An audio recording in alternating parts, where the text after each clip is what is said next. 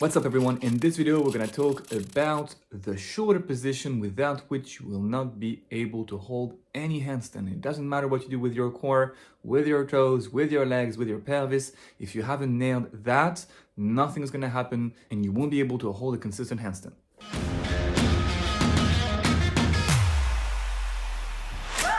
So this video and the drills we're going to talk about together are meant for both beginners and improvers when it comes to handstands. Now, when it comes to learning handstands, you will realize soon that there's such a thing as priorities. And people tend to bring their attention on two things. Either things that do matter, but later down the road, such as cosmetic improvements. Pointing your toes would be one of them. Posteriorly tilting your pelvis so that you become very straight is another of them. And we have countless examples about that. Nothing wrong, but you're kind of wasting your time because instead of bringing your attention on what really matters and will make a huge difference for your handstands, you are dedicating your training sessions and your mental energy to superficial details that won't help you hold a more consistent handstand, won't help you hold it longer, and won't help you conquer the fear if you're still afraid of falling. Even worse, most of the times, people bring their attention on things that actually don't matter. And we're just bathing in a sea of misconceptions because of what's being said out there from YouTube and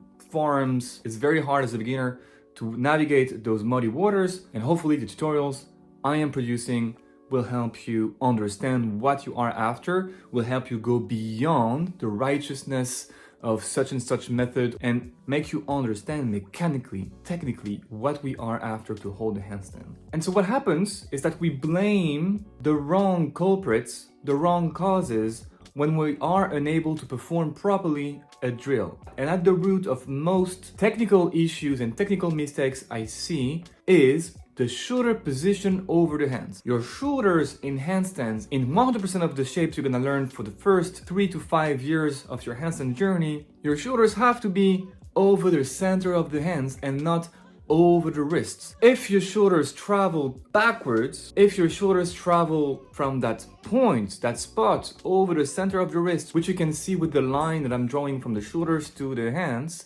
if your shoulders start moving backwards from there, you will lose your handstand. You can kick up in a functional alignment and suddenly not paying attention to that shoulder position, allow them to move backwards, and you will lose your handstand. You can also never quite get to that stack because you're not aware of what you should do and you're not aware of where your shoulders should go for you to be able to hold the handstand. And so this is when we end up with kick-ups that never quite get to the right floating position. Now understand this, that shoulder position is the base upon which you will build the rest. Without that, it doesn't matter that you're doing things right, you will fall. And that's what I was saying about priorities. This is your priority number one. This is certainly one of your most important priorities when you kick up into a handstand. You have to ensure that your shoulders stay where you want them to be so that you can then flex your shoulders, align your pelvis, tilt it the proper way, put your legs in the desired shape, and start balancing. I like to make the cake analogy sometimes. Don't bring your attention to the cherry on that cake if you don't have the cake itself. And that alignment of the shoulders over the hands is the base layer of your cake. Now to feel that, here are 4 drills that you can perform whether you're a complete beginner or a more experienced hand balancer. If you're a complete beginner, you can try the first 3 drills of this video. If you're a bit more advanced, I still advise you to start with the first drill and to warm your way up,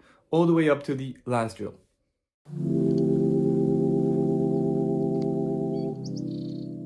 The first drill, we're gonna start on all 4, and we're gonna feel here how easy it is to lose that first stack. Putting your hands on all 4 and standing in a plank position, you're gonna try to walk your feet towards your hands and away from your hands back into a plank position. What you don't want to happen is what I call the downward dog syndrome. When we perform a downward dog in yoga, and by no means I'm any expert when it comes to yoga, but you will see the shoulders traveling backwards for the sake also to promote shoulder flexion.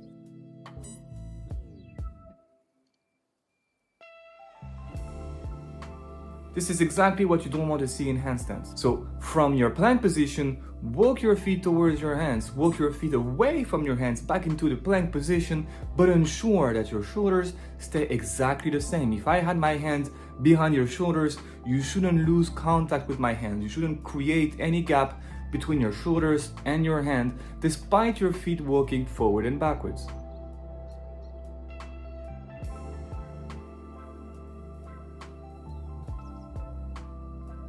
Drill number 2, we're gonna kick up against the wall and we're gonna do things quote unquote wrong. And that's super important when it comes to handstands. Don't think that just because you understand in theory what you should be doing, that you will do it. There's such a thing as a hiatus between what we feel we are doing and what we are actually doing. And to understand what we should be doing and why, we sometimes have to do things the wrong way. So you're gonna kick up against that wall, and if you cannot reach the wall just yet, rest assured that in the smart handstand method, we have a lot of tutorials and tips for you to get there in a matter of days or weeks. And again, all the information is down below. You're gonna kick up against that wall and find some lightness on the foot if you have one foot on the wall, or on both feet if you have both feet on the wall. And from that position, but you can apply the same logic to any position really, you're gonna start very gradually moving the shoulders away from the wall.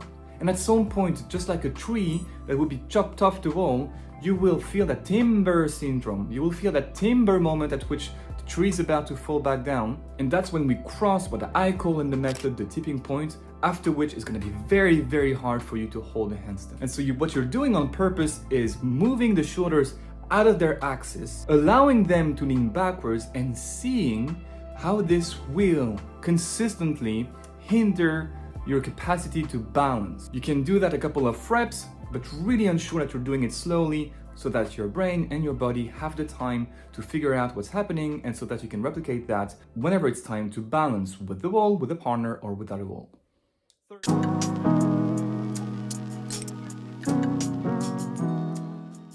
Third drill, chest to the wall. We are going to walk our hands to the wall properly. Again, loads of tutorials about how to do this the proper way in the links down below. You're gonna flex your shoulders so that your pelvis, your feet, and your shoulders are kind of aligned, but you're gonna ensure that your shoulders are not in the right alignment. They're not over the center of the hands yet. And from that position, we're just gonna lean into the desired position and out of it. We're starting from, quote unquote, the wrong place, going into the right place. And what may happen is that your feet are gonna slide down the wall as a consequence, because the weight is being taken off your feet into your hands, and that's a sign that you're about to take off, and that's a sign that you're using the wall the proper way. Try to minimize any kind of noise in your body. The only thing we're moving is those shoulders forward just a few inches and backwards, and realize how much closer we are to a handstand when they lean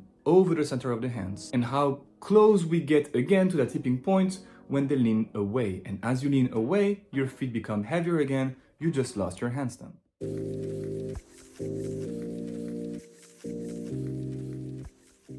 Final drill, if you're a bit more advanced, we're gonna kick up with our hands already on the floor and our first stack, already prepared. Now we're gonna forget about all the cues that we normally pay attention to, because what matters here is that you experience how stable you can be despite suboptimal positions if they happen to happen. So I'm gonna kick up and I'm not gonna pay too much attention to the perfect degree of shoulder flexion I wanna have and the perfect leg position and how pointed my toes are. And I just want to feel how sturdy and stable I am whenever I make sure that those shoulders rest over the top of my hands.